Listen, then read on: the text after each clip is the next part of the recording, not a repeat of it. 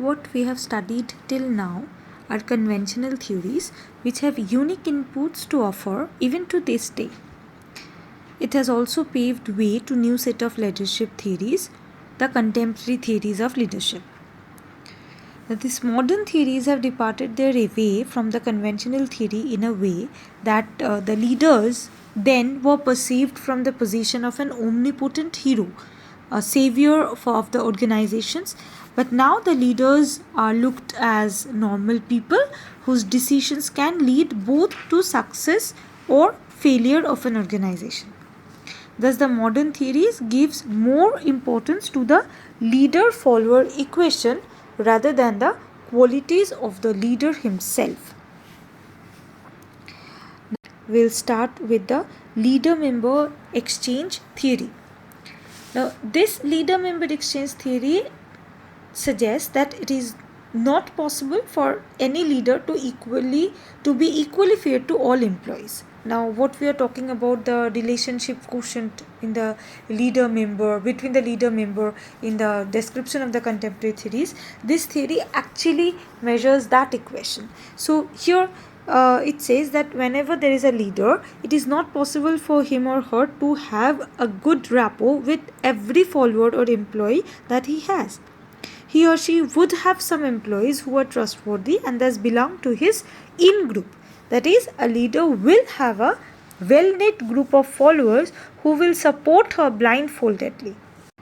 The people in the in-group tend to get more attention, have the trust of the leader, and also enjoy special privileges and even have an informal interaction with the leader. On the contrary, followers in the out group spend less time with the leaders, have limited access to rewards and privileges, and the leader-follower relation is based on the formal authority interactions. In general, the followers in the in-group status will have higher performance ratings, lower turnover intentions, greater satisfaction with their superior, and higher overall satisfaction than the out-group. Because they are more satisfied, because the leader is more satisfied with them, they have a better relationship with the leaders, so they have a better satisfaction. The in-group members generally enjoy greater trust and privileges and have high quality leader-member exchange relationship, while the out-group members have a low quality leader-member exchange relationship. Now we'll be talking about transactional theory. The transactional theory was firstly proposed by sociology Max Weber in 1947, and it was later developed by Bernard M. Bass in 1980.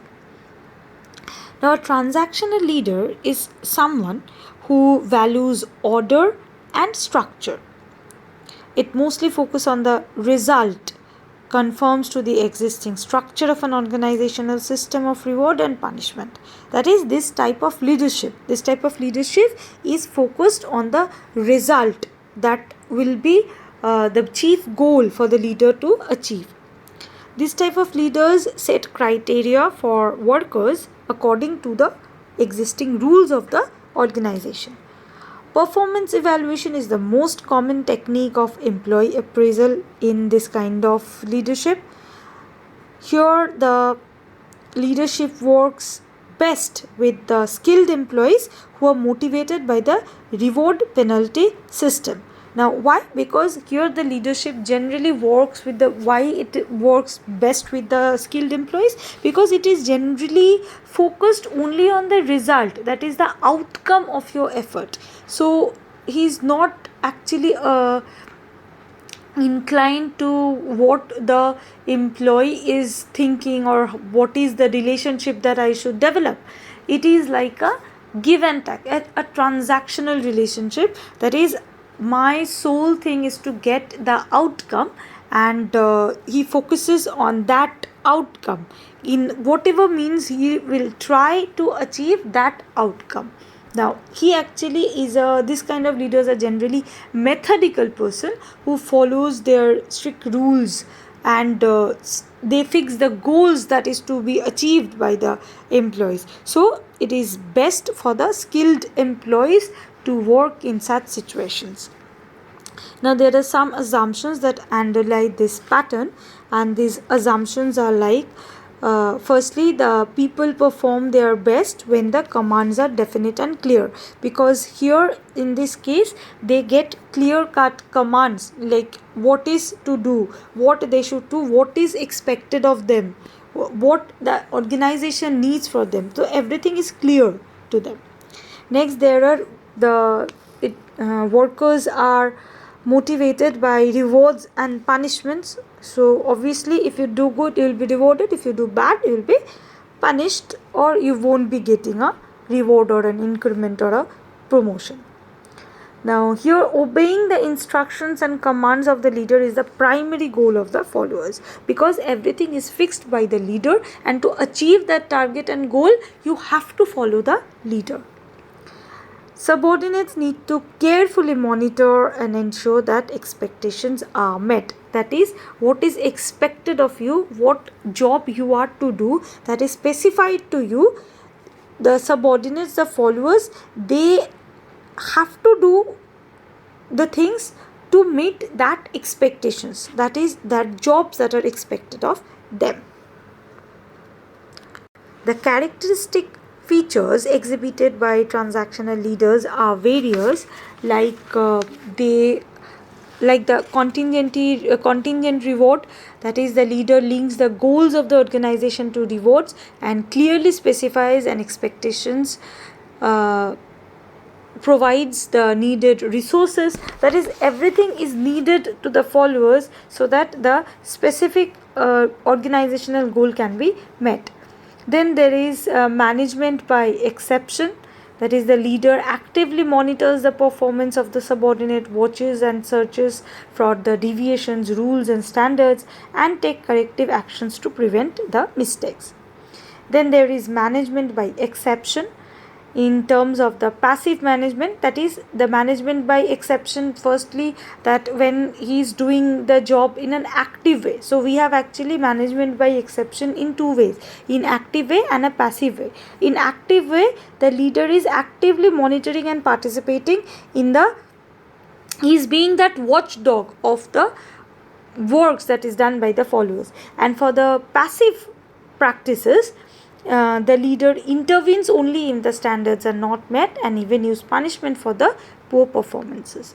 Okay, that means here he is not there all the time, but if something is missed and the expectations and the goal is not met, then only the leader comes into the scene to punish or the individual, or punish for the poor performance of the individual.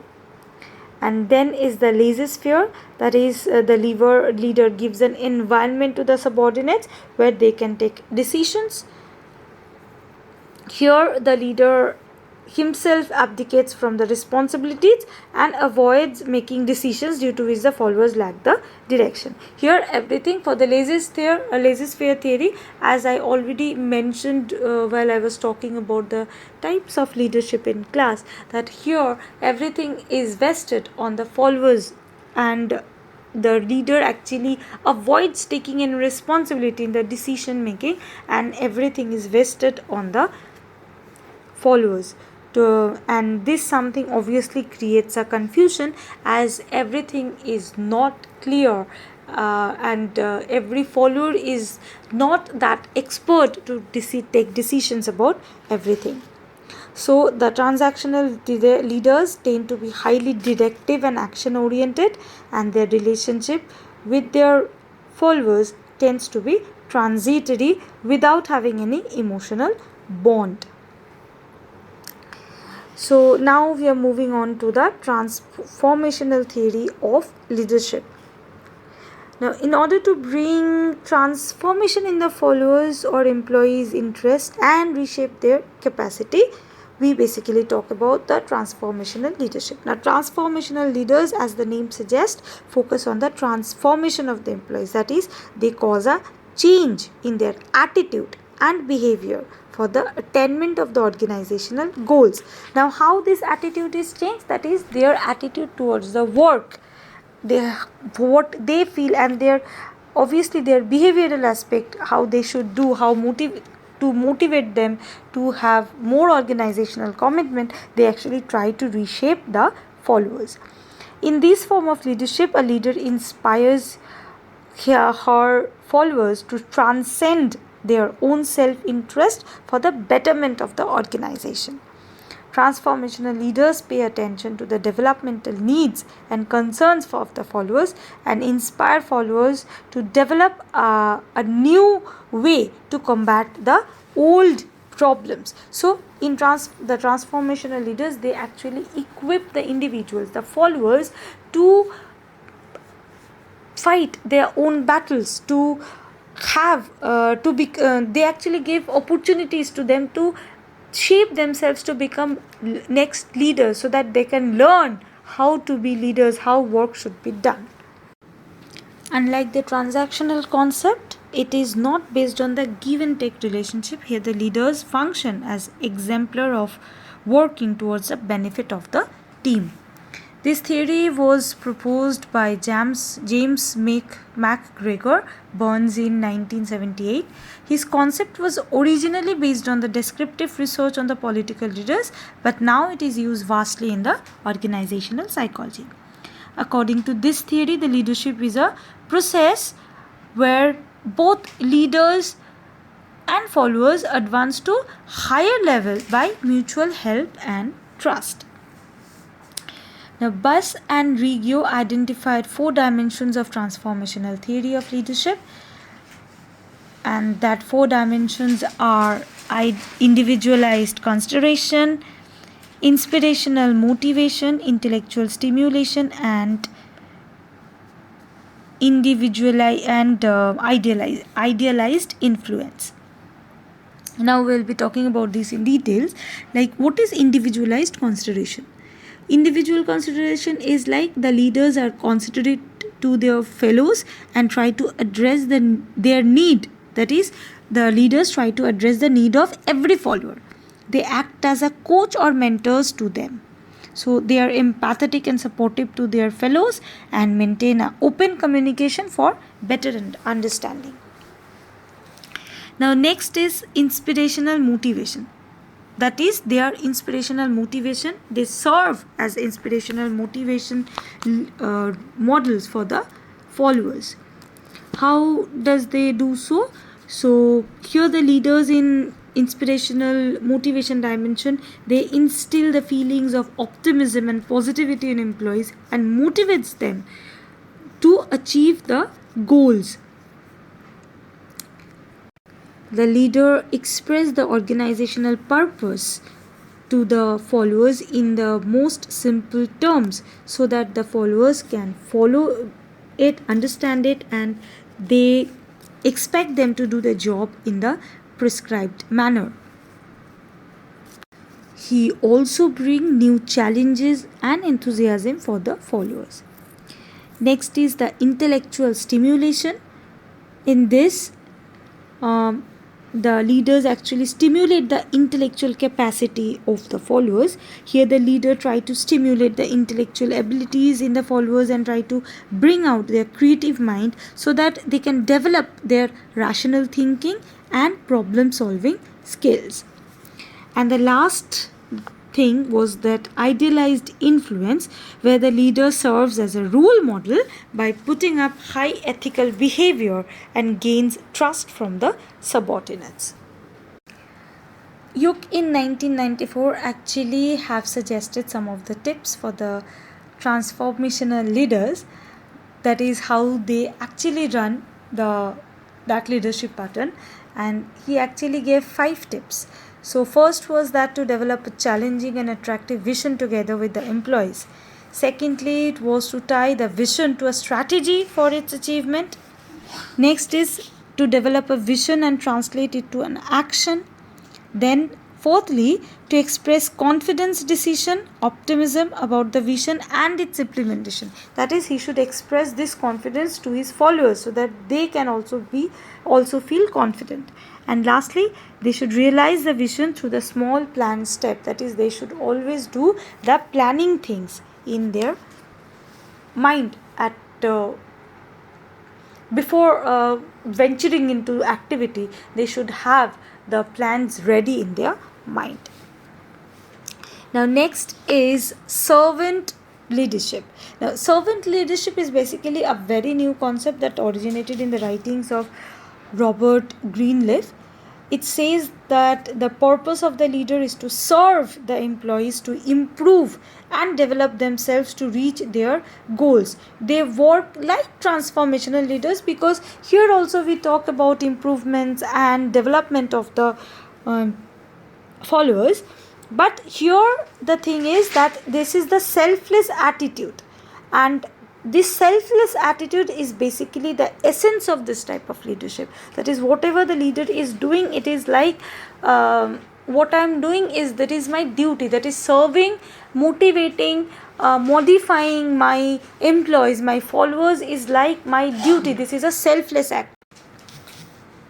So here is how that transformational leadership, the servant leadership actually goes. It is the selfless attitude of the leaders to train and to modify the followers. Now we are moving on to the authentic leadership theory. These leaders acts as per the need of the situation. The authentic leaders, they actually act as per the need of the situation. They are highly introspective and learn from their experiences. They have high values and personal integrity. These leaders do not follow set of strict patterns but act according to the demand of the situation. Actually, there is a very limited research on authentic leadership till date. There has not been found we don't know much about, many researches are not done on this field. However, recent researches indicate if this is practiced by the top management team members, it obviously creates a positive energizing effect that boosts the performance of the employee. Now we'll move on to the ethical leadership. Ethics and leadership that actually go hand in hand in many occasions, be it charismatic or transformational leadership, though we'll be talking about the charismatic leadership after this.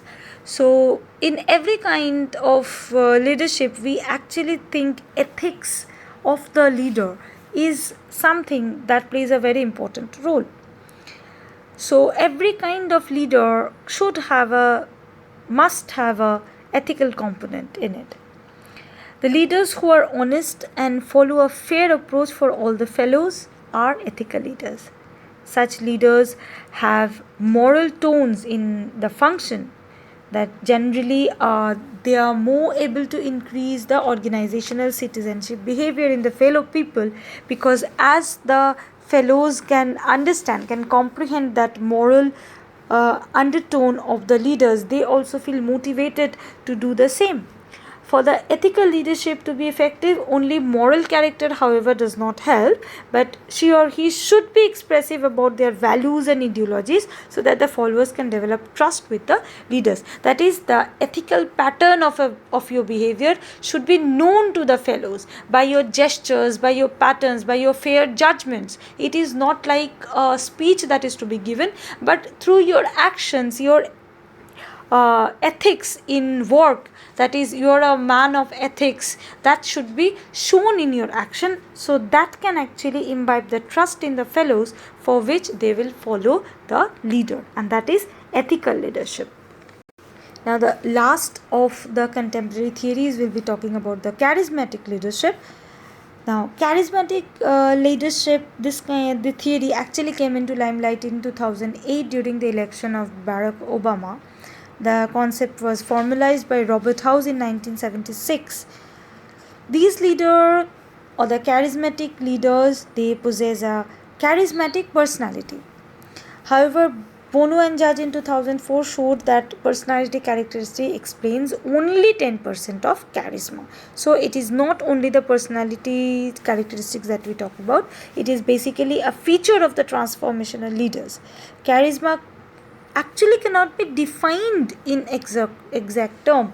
It is basically a leadership quality that has a pool of elements in it. The word charisma is basically derived from a Greek word meaning a gift.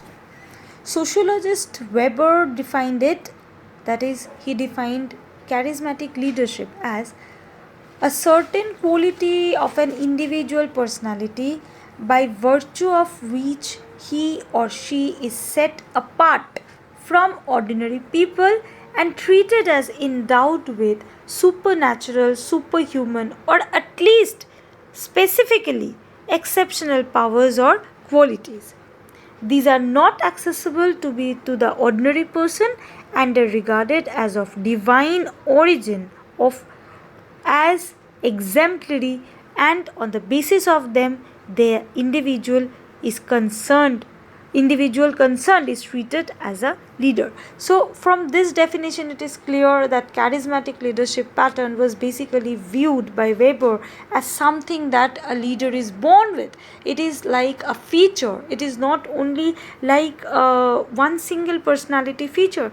It is like something, an aura, or some special features that a person is born with, that makes him stand out in a group of people, that makes him apart, that makes him a special person in the group, and that makes him actually the leader.